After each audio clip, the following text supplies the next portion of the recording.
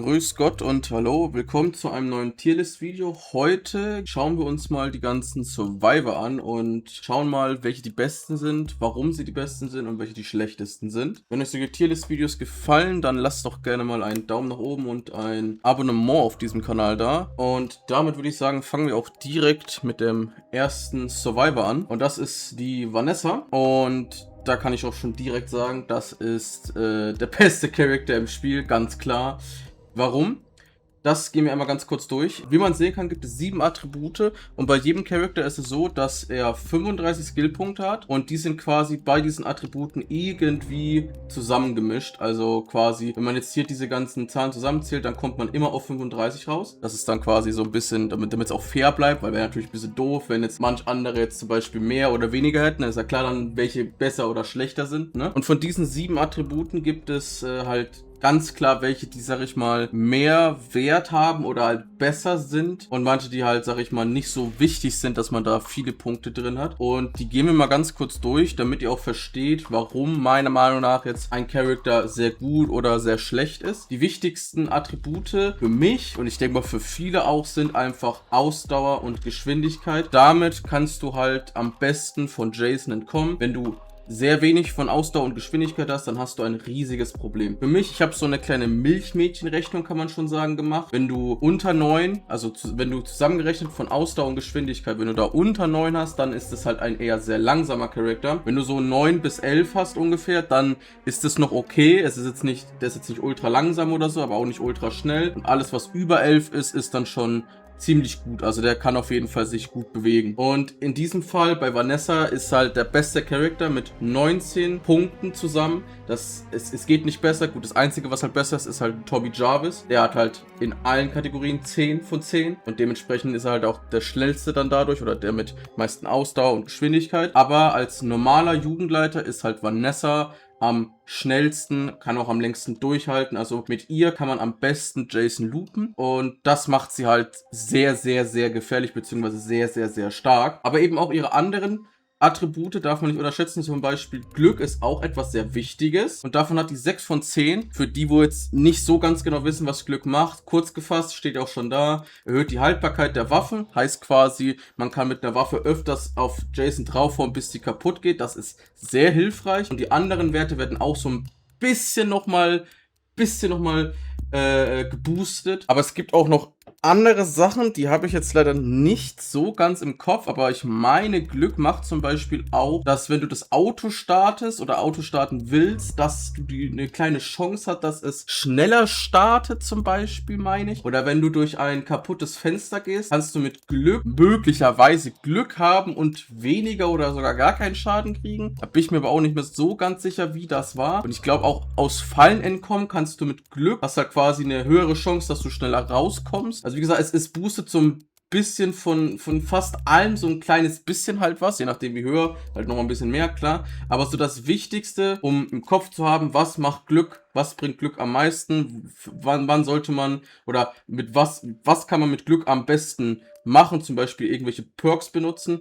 Das ist halt dann, wenn du Jason schlagen willst. Also wenn du ihn halt quasi die ganze Zeit auf die Fresse hauen willst und ihn zu Tode stunnen möchtest, dann ist Glück sehr gut, weil dann brauchst du quasi nur einen Baseballschläger und kannst damit sehr oft draufhauen oder auch andere Gegenstände funktionieren natürlich auch mit Glück. Ja, und Glück 6 ist dann schon, sag ich mal, ziemlich gut. Genau, was ich noch vergessen habe zu sagen, bei jedem Charakter ist es in den meisten Fällen ist es so, dass jeder Charakter so 2 oder 3 Attribute hat, die, sag ich mal, herausstechen. Zum Beispiel jetzt hier bei Vanessa sieht man ja schon, Ausdauer, Geschwindigkeit und Glück sind, sag ich mal, gerade so die eher besseren bei ihr. Der Rest ist eher schlechter. Und das macht sie auch sehr gut, weil, wie gesagt, für mich, ich kann ja mal ganz kurz sagen, was für mich so die wichtigsten Attribute sind in der Reihenfolge. Ich denke mal, Ausdauer wird wahrscheinlich das Wichtigste sein, weil wenn du keine Ausdauer mehr hast, dann bist du halt einfach tot, dann machst du halt nichts mehr. Dann Geschwindigkeit, damit kannst du halt gut vor Jason wegkommen, beziehungsweise Ausdauer und Geschwindigkeit, das nimmt sich, sag ich mal, nicht viel, das ist beides ziemlich wichtig, deswegen tue ich das, sag ich mal, mit meiner Milchmädchenrechnung so zusammenzählen, aber wenn es dann, sag ich mal, hart auf hart kommt, würde ich sagen, ist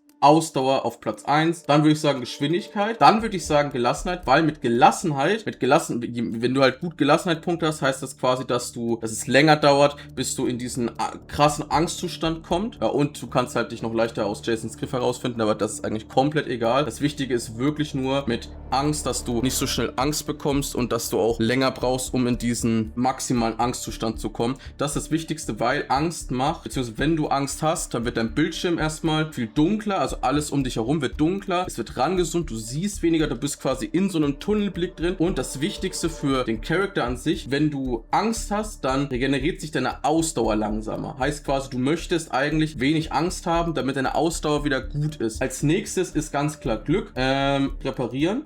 Reparieren ist aber so ein Attribut, wo ich sage, da braucht man nicht unbedingt 10 von 10 oder 9 von 10 oder 8 von 10. Das ist sogar eigentlich eher zu viel. Das könnte man in einem anderen Attribut, wie zum Beispiel Geschwindigkeit, wäre das viel sinnvoller, es da rein zu investieren. Ich würde sagen, so der perfekte Wert für Reparieren ist wahrscheinlich 5 oder 6 von 10 ungefähr. Das ist wahrscheinlich am besten. Damit tust du immer noch schnell reparieren. Es ist immer noch ziemlich einfach und du hast trotzdem halt noch ein paar Punkte über für andere Sets, die halt wichtiger sein können. So. Kommen wir jetzt aber zu den Attributen, die eher ganz schlecht sind, die man eigentlich eher weniger braucht. Als nächstes würde ich sagen, kommt Stärke. Stärke macht halt einfach nur, dass du mehr Schaden an Jason machst und es reduziert die Ausdauerkosten von Kampfaktionen, aber die sind in den meisten Fällen, also so richtig sehen tue ich das ehrlich gesagt nicht. Und vor allem, was dazu kommt, was ich noch vergessen habe zu sagen, wenn man Jason schlägt, dann verliert man vielleicht Ausdauer ein bisschen, ja, aber wenn man ihn trifft, bekommt man Ausdauer wieder zurück tatsächlich. Also heißt quasi, wenn du verfolgt wirst von Jason und du siehst, okay, Ausdauer ist gleich vorbei, dann versuch ihn eine zu schlagen, wenn du jetzt nicht irgendwie entkommen kannst, weil damit kannst du ihn stunnen hoffentlich und vor allem das Wichtigste ist, du hast wieder Ausdauer, du kannst wieder wegrennen. Das ist sehr wichtig und wie viel man bekommt, hängt nicht von der Stärke ab, sondern, das habe ich vergessen zu erwähnen, von Glück tatsächlich. Je höher dein Glück ist,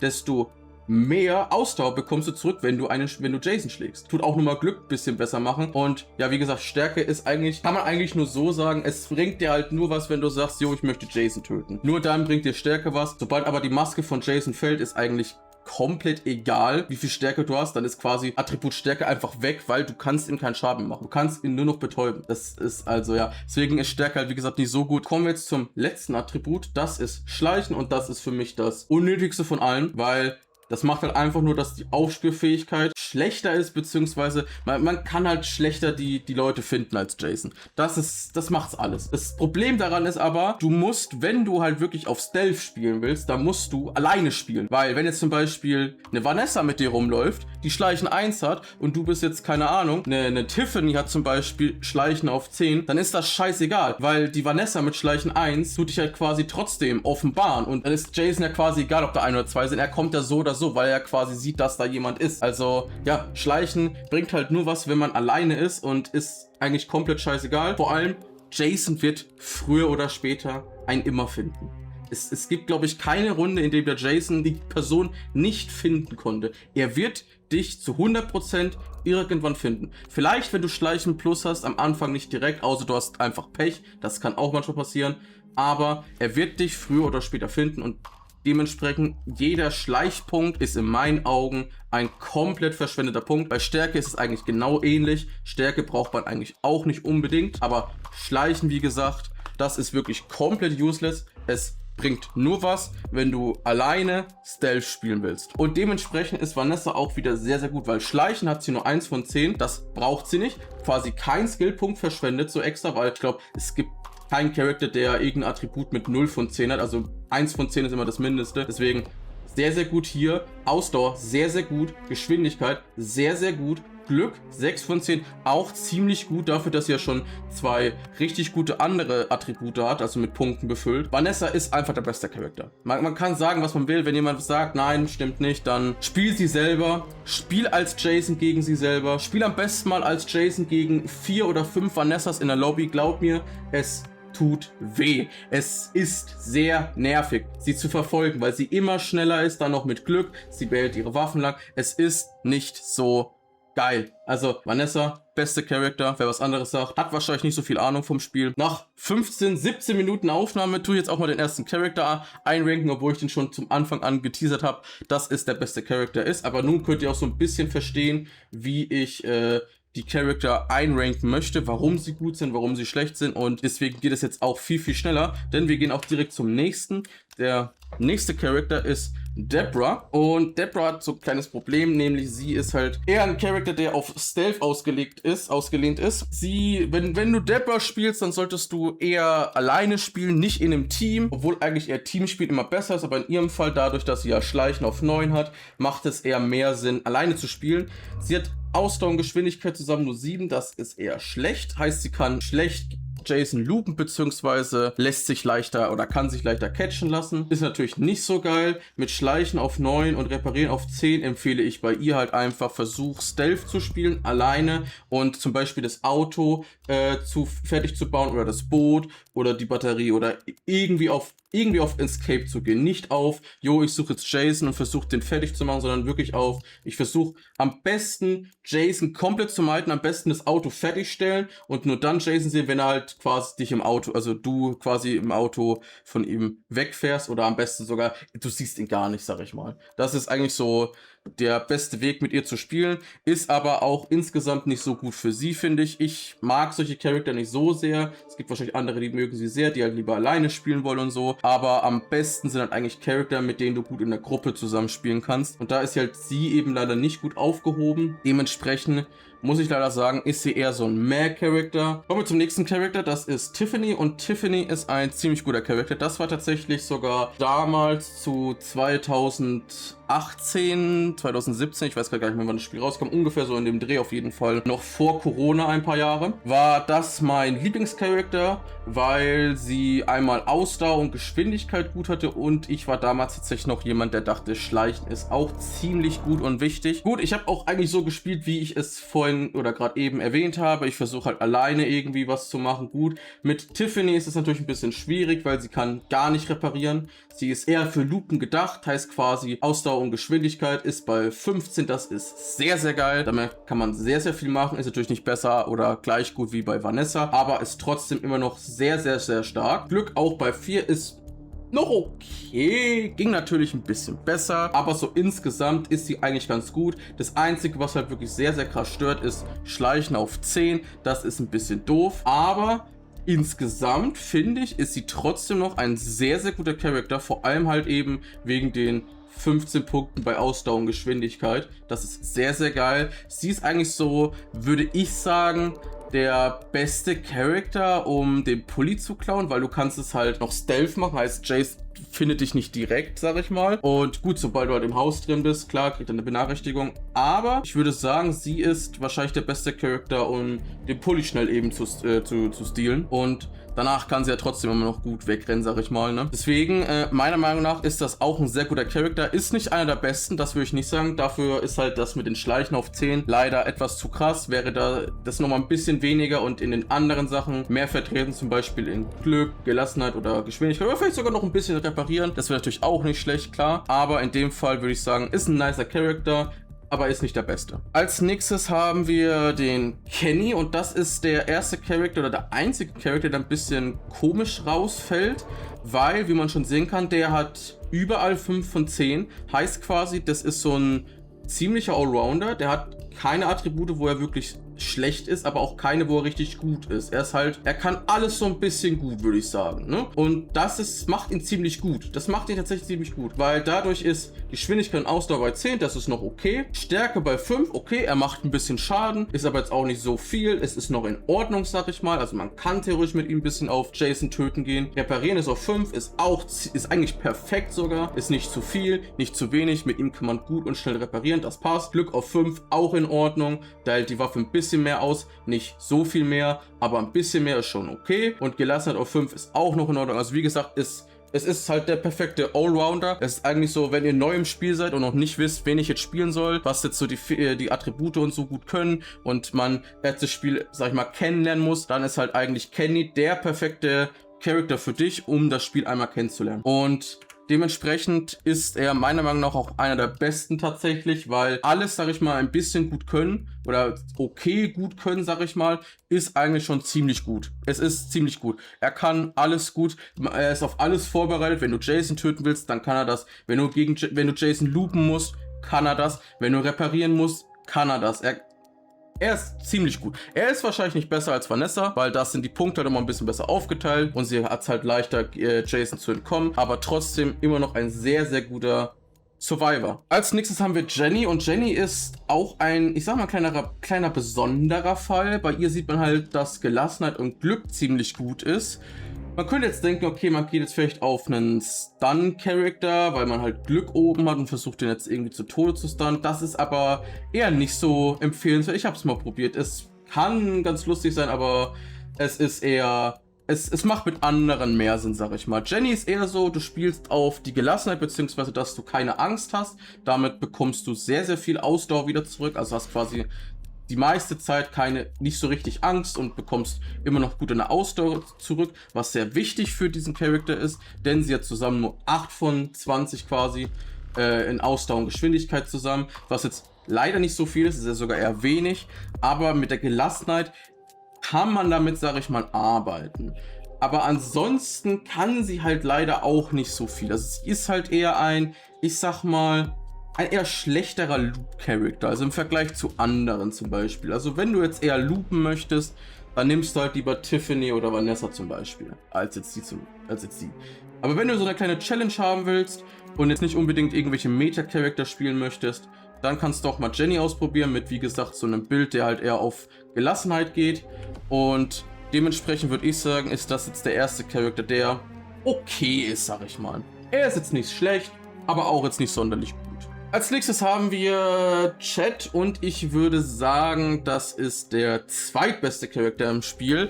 Das ist aber auch gleichzeitig der beste Charakter, um Jason zu Perma-Stun, zu Perma-C10, denn mit Glück 10 kann er halt sehr lange eine Waffe benutzen, was sehr, sehr geil ist. Und mit Geschwindigkeit 9, Ausdauer 4 ist er bei 13 Skillpunkten, was sehr gut ist, was ziemlich gut ist. Natürlich die Ausdauer 4 ist jetzt nicht so viel, aber dadurch, dass der Glück 10 hat, kann der halt sehr viel mit seinen Nahkampfwaffen machen, bekommt immer sehr viel Ausdauer zurück und hat quasi eigentlich, wenn man es gut macht, unendlich Ausdauer, hat sehr hohe Geschwindigkeit, kommt schnell von Jason weg, ist sehr, sehr, sehr stark. Natürlich, der Rest ist nicht so gut. Insgesamt eine Kombination aus Geschwindigkeit, Ausdauer und Glück ist sehr, sehr, sehr gut. Und dementsprechend ist das meiner Meinung nach der zweitbeste Charakter im Spiel und wie gesagt der beste, um Jason zu stunnen oder ein Stun-Bild quasi zu benutzen. Als nächstes haben wir AJ und AJ ist wahrscheinlich ein Charakter, den viele als einen echt guten Charakter in Erinnerung haben, weil sie ihn damals zu OG Freiheit 13 Zeiten gespielt haben und der Meinung waren, hey, der ist richtig cool, weil guck mal, ich habe Schleichen auf 10, Reparieren auf 7, Geschwindigkeit Ausdauer ist 8, das ist zwar jetzt nicht so viel, aber okay. Aber ich muss halt echt was sagen, sie ist nicht so gut. Sie ist leider echt nicht so gut. Wie gesagt, Schleichen 10 habe ich ja schon erwähnt, ist jetzt meiner Meinung nach eigentlich nur Verschwendung von Punkten. Gelassenheit 7 ist in Ordnung. Ausdauer 4, Geschwindigkeit 4. Ja, ist halt, sie hat halt gleich viel Geschwindigkeit und Ausdauer wie Jenny. Nur halt, glaube ich, ein bisschen anders angeordnet war das, meine ich. Gelassenheit ist auch nur auf 7, ist nochmal ein bisschen schlechter. Ich würde sagen, sie ist ähnlich zu setzen wie Jenny, aber sie kann halt dafür besser reparieren und nochmal ein bisschen besser schleichen. Also man kann sagen, sie ist ähnlich wie sie, aber ich würde sagen eher schlechter. Natürlich reparieren ist besser und schleichen auch, also ist halt auch wieder so ein Charakter, wo man sagen kann, ja, geh auf, du versuchst alleine zu entkommen und das war's. Ich würde aber trotzdem sagen, sie ist immer noch okay. Natürlich ist sie jetzt nicht ultra gut, aber auch würde ich jetzt nicht sagen, dass sie ultra schlecht ist. Als nächstes haben wir Bugsy und Bugsy ist auch ein guter Charakter, weil, wie man schon sehen kann, hat er 8 von 10 in Ausdauer und 8 von 10 in Geschwindigkeit, was 16 von 10 in der insgesamten Ausdauer und Geschwindigkeit Statistik macht. Und somit ist er, glaube ich, wenn ich es richtig im Kopf habe, der zweitschnellste Jugendleiter. Das größte Problem, oder was heißt Problem? Es kommt halt darauf an, wie du spielen möchtest. Bugsy ist halt sehr, sehr gut zum Loopen, wie gesagt, schon von den Ausdauer- und Geschwindigkeitsstats her. Aber Stärke 10 von 10. Damit kann man halt am besten Jason Schaden machen, bevor Tommy da ist, klar. Aber das war es dann halt auch schon. Mehr kann er leider halt nicht. Er kann halt nur gut loopen, aber gut loopen ist eigentlich sehr wichtig in dem Spiel. Zumindest kann das wichtig sein, um auf Zeit zu spielen halt quasi, damit deine Mates zum Beispiel irgendwas reparieren können. Also mit Bugsy kannst du auf jeden Fall Jason gut in Schacht halten, aber insgesamt würde ich trotzdem sagen, ist es ein guter Charakter. Ich würde aber nicht sagen, dass er besser ist als Tiffany, aber ich würde sagen, er ist ziemlich gleich auf mit Tiffany. Aber sie ist noch ein bisschen weiter vorne. Als nächstes haben wir Eric. Der Charakter ist leider ziemlich schlecht. Es ist der schlechteste Charakter im Spiel, meiner Meinung nach. Wie man schon sehen kann, Ausdauer 2 von 10. Das ist gar nichts. Oder eher fast gar nichts. Und Geschwindigkeit 3 von 10. Also, es ist halt jetzt nicht so viel tatsächlich. Also Jason bekommt einen sehr schnell. Und die anderen Sets sind halt leider auch nicht so gut. Gut, Glück 5 von 10 ist noch okay. Gelassenheit 4 von 10. Ja, könnte besser sein. Aber Schleichen 8 von 10. Und Reparieren 10 von 10. Also ja, er ist halt auch wieder so ein typischer Fall von ich spiele alleine und versuche Schleichen und Reparieren. Problem bei ihm ist halt noch gigantisch. Wenn Jason da ist und du alleine bist, bist du zu 100% tot. Also, außer es ist halt ein schlechter Jason so. Aber wenn du eine Challenge haben willst, dann spiel Eric. Mit Eric hast du es am schwierigsten zu überleben, sage ich. Dementsprechend ist das auch der erste Charakter in sehr schlecht. Als nächstes haben wir Adam und das war, meine ich, auch so mein zweitliebster Charakter, den ich damals gespielt habe, noch zu Xbox-Zeiten, 2017, 2018, 2019 so rum. Und das aus gutem Grund, denn gut, Ausdauer und Geschwindigkeit 9 von 10 ist noch okay, sage ich mal, aber Gelassenheit 7 von 10 ist geil, heißt Ausdauerregeneration ist am Start und Reparieren 6 von 10 ist auch ziemlich gut, heißt, mit dem kann man viel machen, dann noch Stärke 8 von 10, also Adam ist, würde ich jetzt mal so behaupten, so ziemlich auf alles vorbereitet. Also Loopen ist in Ordnung, kann man mit ihm gut machen. Der kann aber auch gleichzeitig gut reparieren. Der kann aber auch gleichzeitig gut hier Jason mal ein bisschen Leben abziehen, damit er seine Maske fährt. Ist wahrscheinlich nicht der Beste oder ist auf jeden Fall nicht der Beste so, gar keine Frage.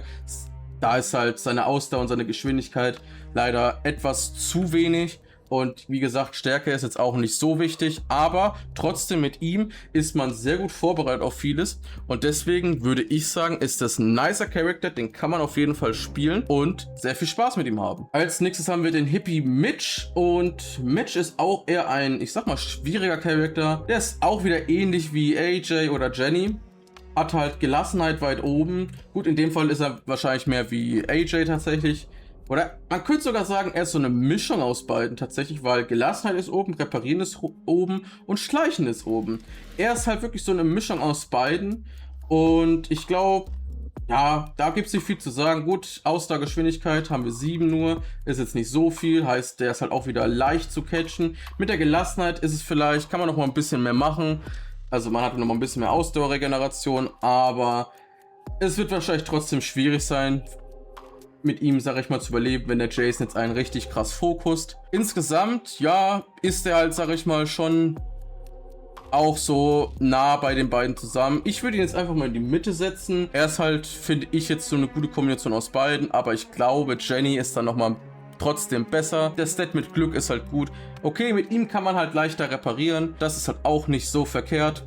Aber ich glaube, Jenny ist dann trotzdem nochmal ein bisschen die bessere Wahl. Als nächstes haben wir Fox. Das ist zwar kein richtiger Jugendleiter, also wenn man jetzt nach den Filmen geht, sondern es war eher ein Biker-Girl, was irgendwie die Leute da beklauen wollte oder so. Ich habe es nicht mehr so ganz im Kopf. Ich glaube, in Teil 3 hat man die, glaube ich, gesehen. Und sie ist so ein bisschen, könnte man sagen, die Schwester von Adam, jetzt wenn man halt nach den Stats geht. Von den Stats ja ähnlich wie bei Adam. Stärke ist ein bisschen weit oben. Dafür Ausdauer und Geschwindigkeit sind wir bei 9 Punkten, ist gleich. Gelassenheit ist ziemlich okay und Reparieren ist auch ziemlich gut. Also ja, es ist so ähnlich wie Adam, aber in dem Fall würde ich sogar sagen, ist sie besser als Adam, weil sie ist eine Frau und das ist tatsächlich sehr wichtig in dem Spiel, weil nur Frauen können den Pulli von Jasons Mutter aufheben und dementsprechend würde ich sagen, ist die ein Platz vor Adam und ist insgesamt ein guter Charakter. Als nächstes haben wir Sheldon und Sheldon ist nicht nur im Spiel ein Arschloch, sondern auch in den Filmen.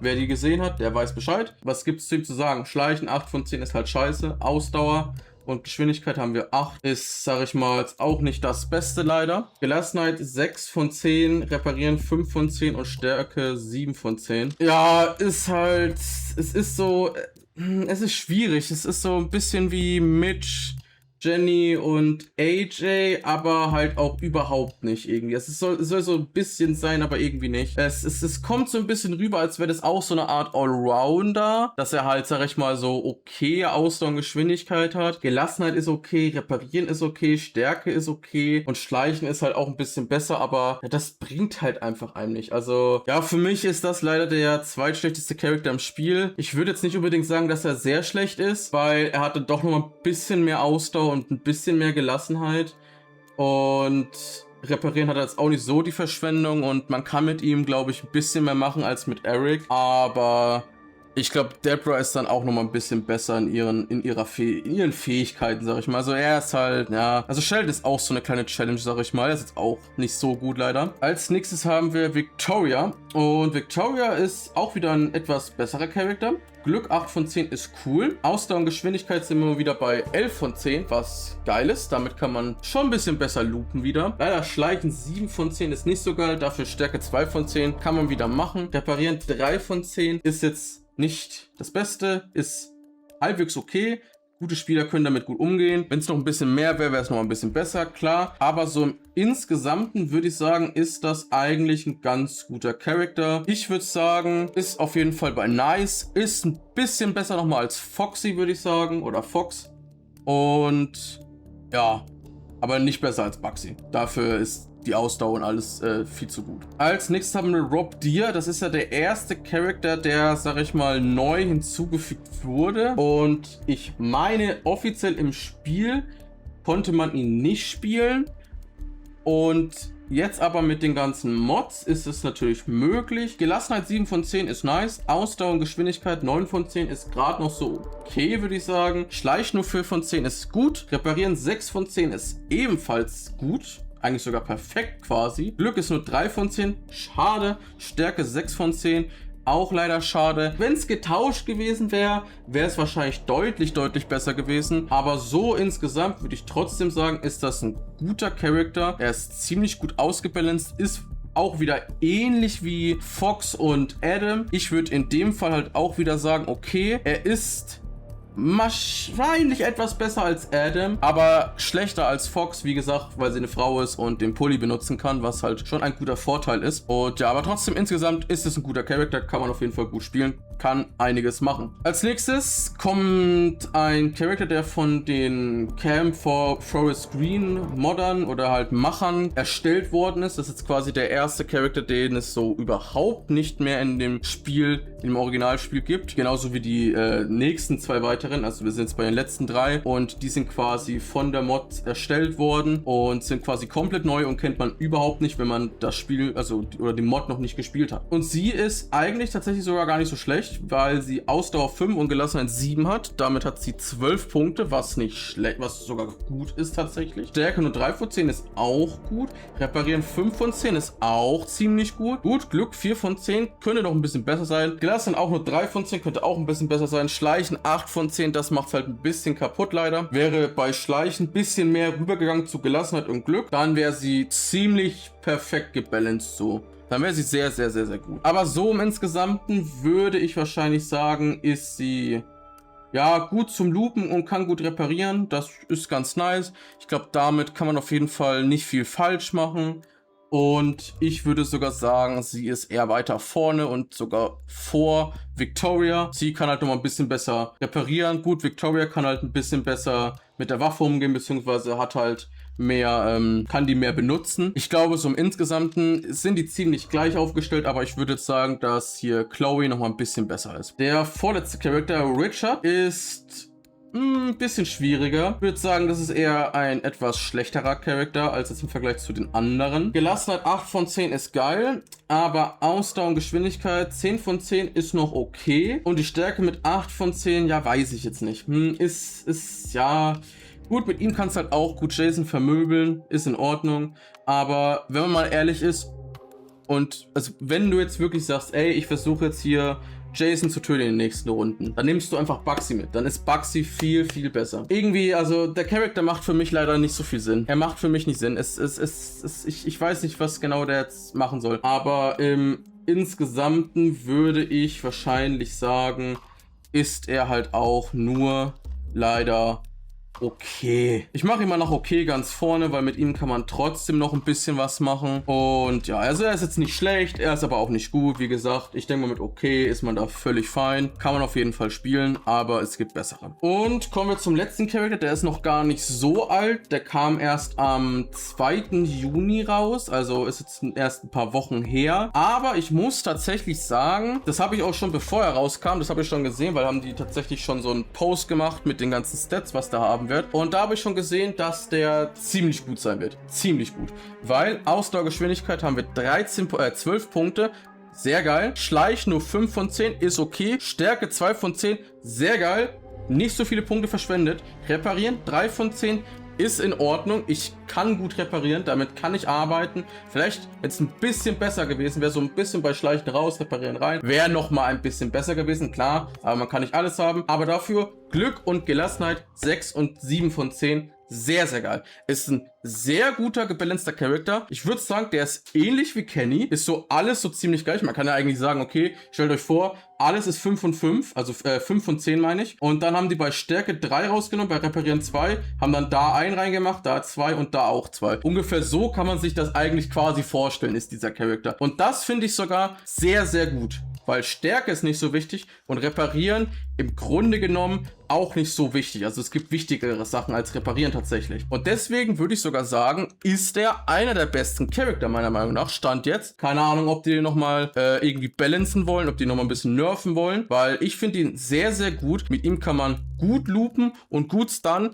Ist ähnlich wie Chat. Chat ist aber nochmal ein bisschen besser auf jeden Fall. Aber ist ein sehr, sehr guter Charakter. Also kann ich nur empfehlen zu spielen, wenn ihr es noch nicht gemacht habt. Macht Spaß, ist gut. Alles klar. Das war's dann von dieser Tierlist. So sieht die aus. Seid ihr gleicher Meinung?